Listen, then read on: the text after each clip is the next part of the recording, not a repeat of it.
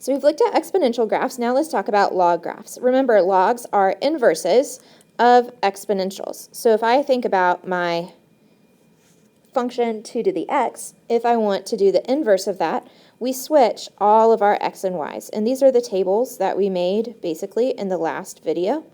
And remember, inverses switch x and y. So I'm going to switch all of those x and y values. Now I'm going to graph those on my graph. So 1/4 -2, then 1/2 -1, 1, 0, 2, 1. Important to pay attention to your scale. Here we go. Now notice, this one is never crossing the x-axis. So we have a vertical asymptote with a log function versus a horizontal asymptote with a exponential function. Other things to notice were reflected, just like all inverses, across the line y = x. And then last, let's look at the type of growth. If I look at exponential, it grows super, super, super, super fast. In pre-cal, this is the fastest type of equation in terms of growth that we have. Versus logs are really, really, really slow growth. Really slow. It's always growing over here to the right, but it's super, super slow. All right, so my inverse of my general function, f of x equals b to the x, would be g of x equals log base b of x.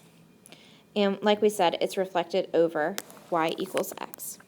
So if I think about my log graph, we already said it has a vertical asymptote at x = 0. Our parent point that we're going to transform is now going to be 1, 0. That's flipped from 0, 1 that we use in exponential graphs. It's always increasing. It's concave down. Its domain is parentheses 0 to positive infinity. Range is negative infinity, positive infinity. Notice they're flipped, just like normal. We have things like not symmetric, no extrema. And if I think about in behavior, limit as x approaches negative infinity does not exist. There's no left hand in behavior. And the limit as x approaches positive infinity,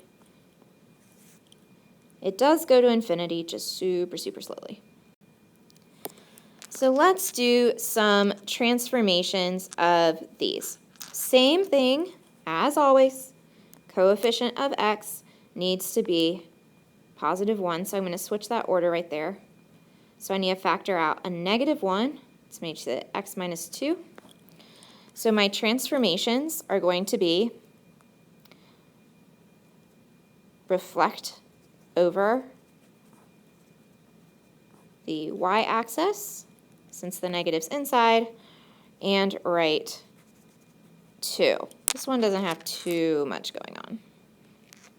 So my mapping rule, we take x - 2 times -1. Nothing going on outside of that. Woo, sorry. So I know in my mapping rule I just have y. Let's go backwards. Divide by -1. So x divided by -1. Then go back again, plus 2. We're going to use our new point of 1, 0. So if I plug that in, I get what? 1, 0 back out. That's because I get -1 plus 2. For this, we have a vertical asymptote at x = 0. So this is affected by going right and left.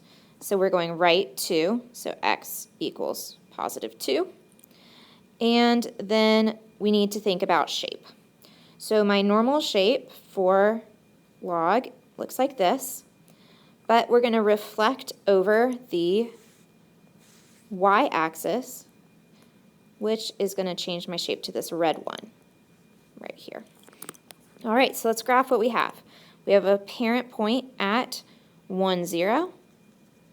We have a vertical asymptote at x equals 2. And what do I notice? We're going to infinity, positive infinity as we go to the left, and we're approaching our vertical asymptote on the right side. So something like that. Beautiful. Phew, last one. You're making it.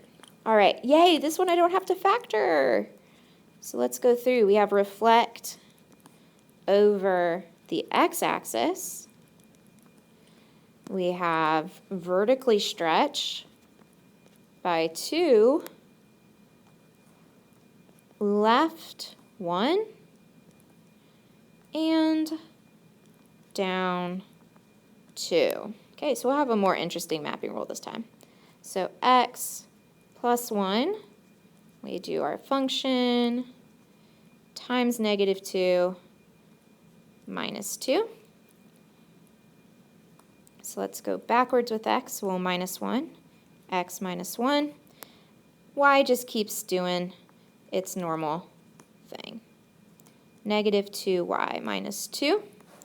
Our parent point we start with is 1, 0. So that's going to become 0, negative 2. We have a vertical asymptote normally at x equals 0, but we're moving it left 1, so x equals negative 1. And last, let's think about our shape. So normally looks like this, but since we're reflecting over the x-axis,